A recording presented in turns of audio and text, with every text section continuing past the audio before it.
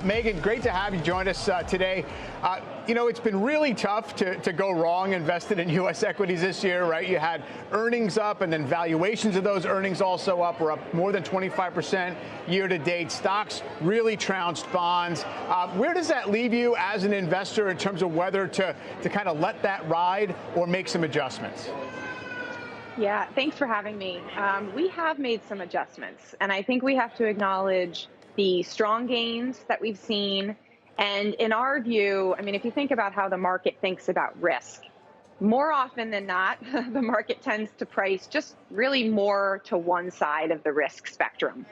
So post-election, I think we've gotten a lot of euphoria around the positive elements of a Trump 2.0 economy. And I think that leaves us exposed, given the strength that we've seen, given extended valuations, leaves us a little bit more exposed to downside. So we have trimmed risk in our portfolio, taking down our small cap overweight to neutral.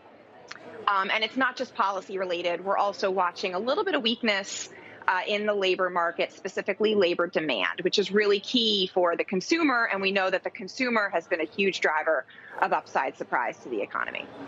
So do you think that the market's current, perhaps blind spots, you know, given that it's focused on some of the upside possibilities, is it mostly about, you know, not thinking that the economy is going to slow materially? I mean, I know that you think that the Fed's going to actually cut more than perhaps consensus does right now, 1.75 percentage points next year. Is that going to be because inflation's down solely, or because the Fed's going to have to take out some insurance on the economy?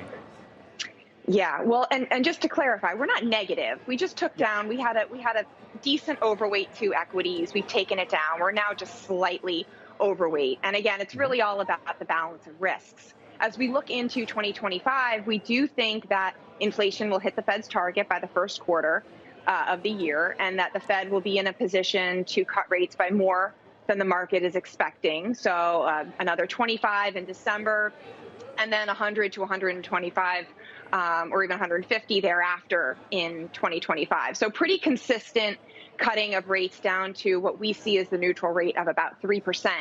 But the tricky part is that as we look at things like GDP, as we look at things like job growth, a lot of the indicators that we have that give us comfort that we are in a good place are very lagging, and they're backward looking. And if you look at some more forward looking data, specifically around the labor market, we see some signs of weakening in job demand, and that's going to further allow the Fed to be in a position to cut rates. Next week, we obviously get payrolls, which will be very critical for the Fed, but we also get jobs. And so that job openings, that job demand will be very critical to watch because it's been on a very steep downward trajectory. Gotcha. And where does that leave you with regard to bonds at these levels? I mean, they've kind of done their job this year. They've sort of held their value, but obviously it's been a little bit of a tougher ride. Yeah, bonds are difficult because you have to have them as part of the portfolio, don't get me wrong. But in terms of overweighting bonds, I think you have to have a sizable recession risk in your forecast in order to justify that. And we have been in the soft landing camp. We've increased, sort of inched up our recession risk a little bit, but still do not have it as the base case.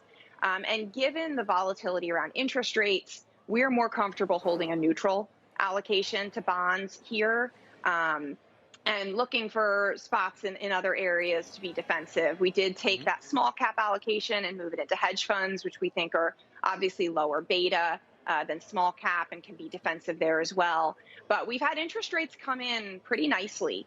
And I think that now there's balance to some upside risk as we look at some of the policy adjustments that we could see in 2025. So that's an area where I'd be allocated, but not taking large bets in either allocation to fixed income overall or even in duration.